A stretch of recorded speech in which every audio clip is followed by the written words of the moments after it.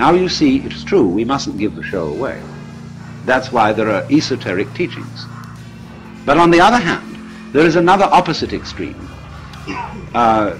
which is not realizing that the show is a show. And that's as bad as giving the show away.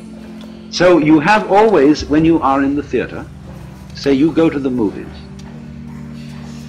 and you go to see some great horror movie, you know, awful thing.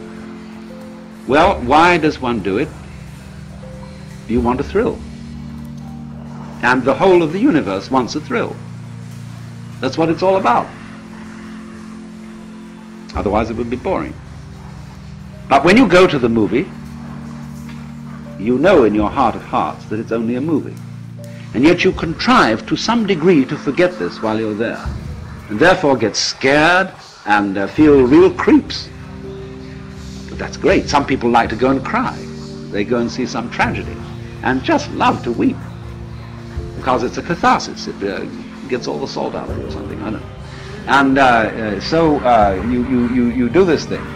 And it is, we can say it's vicarious. Yeah. But that is the spirit of showmanship, of play.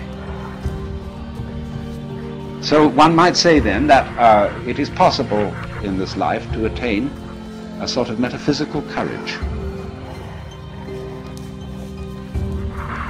in which you really know deep within that the most harrowing experiences that physical existence can offer are a show. Now this is the, what you might call ultimate nerve. And for example, when the samurai in Japan studied Zen, that's what they wanted to get from it. They wanted to get ultimate nerve, so that absolutely nothing would faze them. So there is a poem which says, "Under the sword lifted high, there is hell making you tremble. But go ahead, and there is the land of bliss." Don't hesitate, see? Don't be blocked. Don't be phased, nonplussed by the illusion.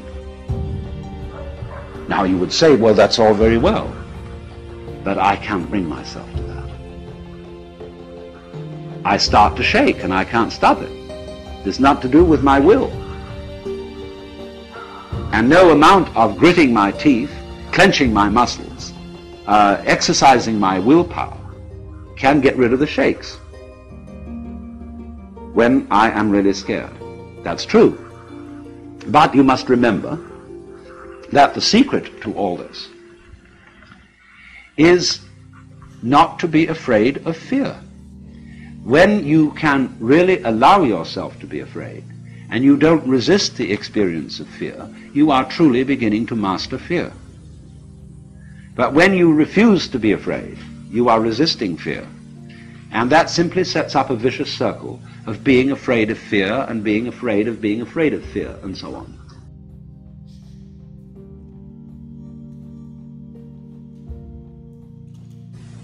And that's what we call worry.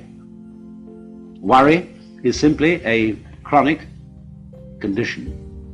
And people who worry are going to worry no matter what happens. Because when one possible threat is exterminated, they will immediately discover another. Because worry is an infinitely skinned onion. And you can go on and on and on, because the moment you see, you reduce the size of the onion and you get your worry down to about this, suddenly your whole sense of distance and size changes.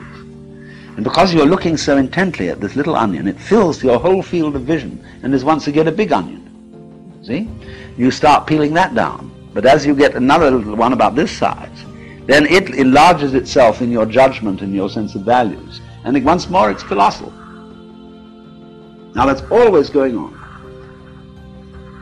So if you are disposed to worry, there is always plenty to worry about. You make plenty of money and you have no troubles about that, then you start wondering if you're going to get a disease.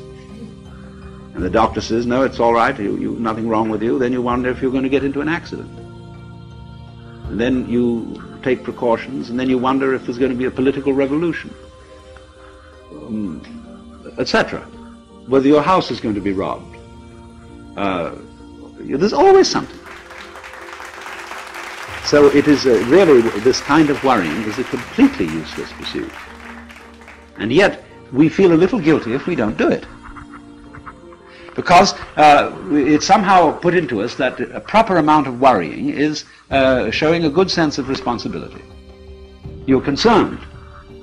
And Paul Tillich used this word concern in a special way. And Quakers always use the word concern. And all people, you might say, who are socially conscious are concerned. So when we say, I'm concerned, it means I have a frown on my face. And I'm worried about you, about the nation, about the war, so on, concerned. And Tillich said, religion is ultimate concern. I am concerned about the universe. And he used this wonderful decontaminated word for God, which he got from Eckhart, the ground of being. See, God still has whiskers on it, but the ground of being doesn't, obviously. And so ultimate concern is to be concerned about the ground of being.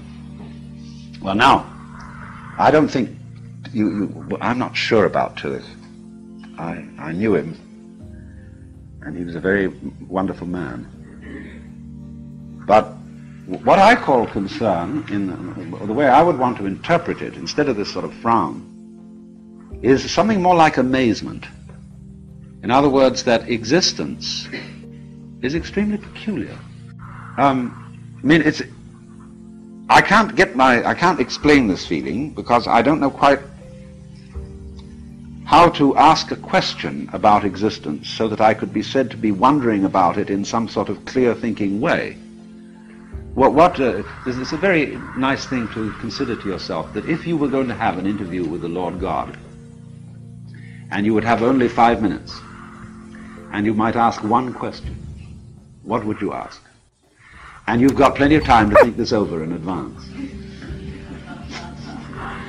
And you realize, question after question, say, no, that's not really the thing I want to get at. It's not that. Like, do you exist? God would say, well, of course. Yes, here I am.